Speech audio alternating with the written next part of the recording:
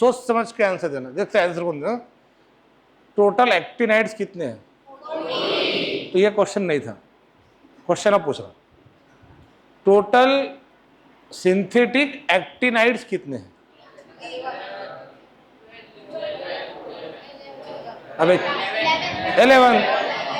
क्या चूतिया बच्चे। अबे साल सुनो,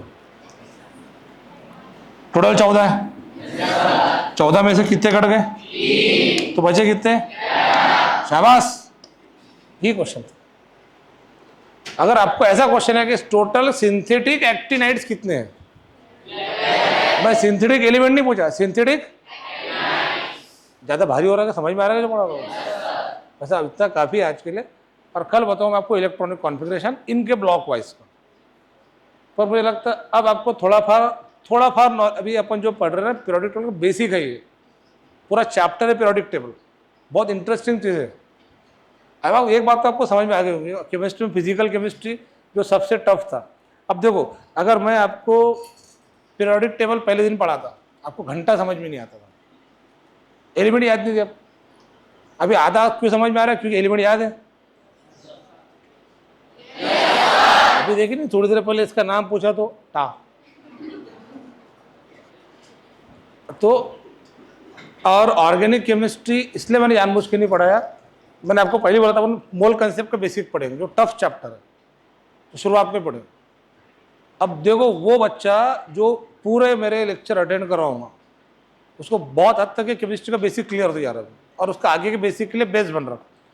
अब आपके साथ के बहुत सारे बच्चे ऐसे, एक तो उन्होंने क्लास नहीं लगाए और 100% घर पे दिन भर मोबाइल देख रहे होंगे, दोस्तों फालतू टाइम पास करें, जबकि जिंदगी के सबसे मेन 2 साल है 11वीं-12वीं। आप नर्सरी, लोअर केजी, अपर केजी, पानी आता तो तब भी छतरी लेके रेनकोट पहन के स्कूल में जाते थे, जुकाम रहता था, तबीयत खराब रहती थी, घर पे शादी है, मौत मट्टी, तब भी ज़्यादा अब्सेंट नहीं रहे, ईमानदारी से स्कूल में गए। किस चीज़ के लिए पता है? 11-12 पढ़ने के लिए। और जब 11-12 की बारी आई, पर वो 11-12 की बारी आते आते बच्चा भी थोड़ा बड़ा हो गया, फिर उसको खुद को थोड़ा सा दिमाग आ गया, फिर वो फड़फड़ करने लग गए, फिर वो बहकने लग गए, फिर गर्लफ्रेंड बॉयफ्रेंड बनाने लग गए वो, और फिर ज़िंदगी बर्बाद कर दी। ये बहुत बड़ा कारण है आपकी ज़िंदगी के फेलियर होने का।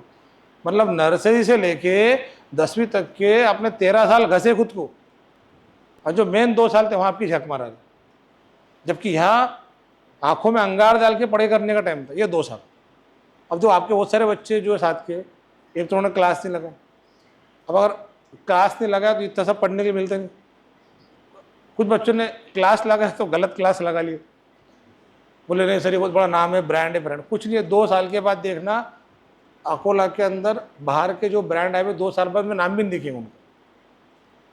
उसका कारण ये है कि ब्रांडेड टीचर नहीं आया, टीचर फॉर्मुलेटेड आया पढ़ाने वाला, और कोई ब्रांडेड टीचर किसी ब्रांड के अंदर काम नहीं करता। मुझे बोलो किसी ने जॉब क्यों, बोले सर आते हैं पढ़ाने के लिए, मैं याद है मैंने जाऊँ, वहाँ इंसान की खुद की आइडेंटिटी चली जाती। तो अब ये जो अपन चीज़ें पढ़ रहे हैं, ये अगर आप नहीं पढ़ते, इंटरेस्ट से पढ़ेंगे ना, बहुत मजा आएगा साइंस के अंदर, फिर कोई चीज़ हार्ड नहीं लगेगी आपको। और इंटरेस्ट नहीं देखेंगे फिर आप नहीं पढ़ पाएंगे अच्छे से। मेरी एक छोटी सी रिक्वेस्ट है, और आप सच्ची ईमानदारी से पढ़ाई करते तो ही साइंस लो, तो ही माँ बाप को लो ट्यूशन लगाने के लिए, तो ही हॉस्टल रूम करो, नहीं तो आपके माँ बाप के पैसे बर्बाद मत करो। और अगर पढ़ना है तो फिर पूरे पैसे वसूल करो, क्लास में आके A to Z चीज़ें पढ़ो। अभी आपके डाउट सेशन वगैरह शुरू नहीं करें, क्यों? बेसिक में डाउट नहीं आता, जब आप जून में आएंगे आपके डाउट सेशन भी शुरू करेंगे, फिर जो डाउट्स वगैरह आता है आपको स्पेशल टाइम दिया जाएगा, वो टाइम में आपको डाउट आके पूछ सकते हैं आप, बगैर डरे बगैर घबराए, बिंदास पूछने का। अभी लाइब्रेरी आपको शुरू नहीं करें, अब लाइब्रेरी के जो वैकेंसीज है वो आप जून में बताएंगे आपको। कॉलेज के एडमिशन्स कर मैं आपको बार बार बता रहा हूँ, कॉलेज के एडमिशन्स के चक्कर में अपने 2 साल बर्बाद मत करना रे। आप लोगों तो इस साल जो 12वीं के बच्चों ने पेपर दिए पूछना, और आसपास खेड़े फाड़ों में एडमिशन मत लेना, क्योंकि वहाँ पे बहुत ज़्यादा रेड गिरी है चिटिंग कॉपी सेंटर की, बहुत ज़्यादा रेड, बहुत परेशान थे बच्चे आसपास के खेड़े गाँव में, बहुत स्ट्रिक्ट किया गया, बिल्कुल 0% कॉपी चली। तो उसके चक्कर में बाहर मत करो, और वैसे अपने क्लास लगाए तो अपनों को इज्जत से पढ़ के पास होने गए, ना कि चोट्टे धंधे करके पास होने गए। और आपको बोर्ड का भी क्लास में पढ़ाया जाएगा, नीट और जेईई के साथ साथ। अपना ही क्लास ऐसा जहाँ पे 12वीं के बोर्ड का भी पढ़ाया जाता। अभी आपको तो 11वीं के चैप्टर, जब 12वीं के आएंगे तो आपको पता होना चाहिए कि आपके जो 11-12 का सिलेबस है, तो उसमें जो 12th का सिलेबस है उसमें आपको रिटर्न एग्जाम भी देना पड़ती बोर्ड के अंदर। अभी किसकी बैच है? बायो की बैच है, कोई दिक्कत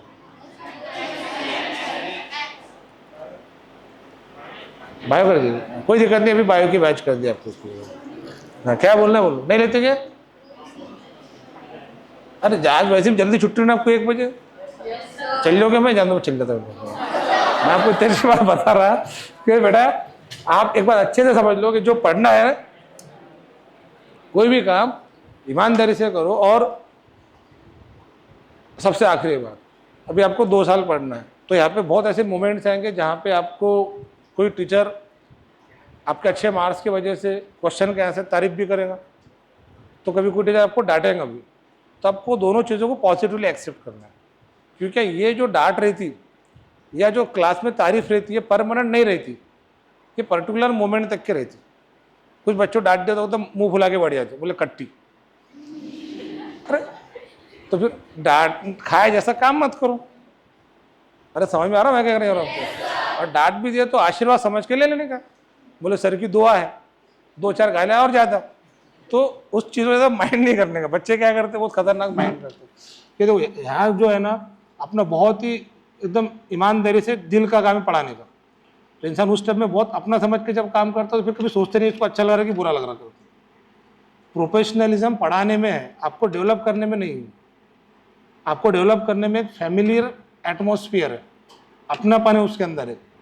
अदरवाइज एक बात बताओ, आपका छोटा भाई है, उसकी एग्ज़ाम है, वो दिन भर मोबाइल देख रहा, आप उसको डांटेंगे टाइम पर तो मारेंगे तो पढ़ाई कर करके। वो अगर पड़ोसी का बच्चा है, वो मोबाइल देख रहा कुछ भी कर, आप जाके बोलेंगे कि उसको डांट डपट करेंगे क्या? तो आप वहीं पे ऐसा करते जहाँ आप अपना समझते।